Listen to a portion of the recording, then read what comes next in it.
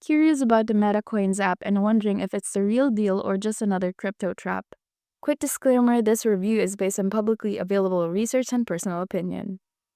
Metacoins, found at metacoin.network, presents itself as a crypto-related platform with its own app, offering digital currency services and promising features.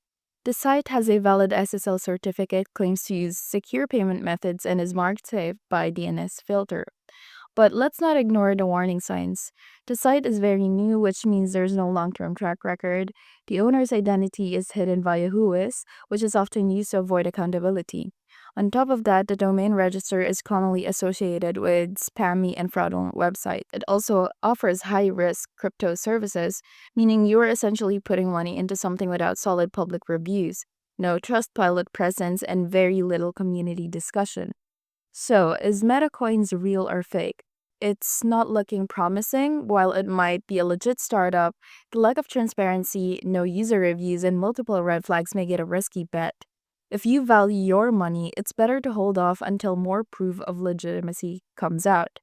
Thanks for watching. If you tried the Metacoins app, share your experience below. Don't forget to like and subscribe to stay informed on the latest crypto platforms and apps.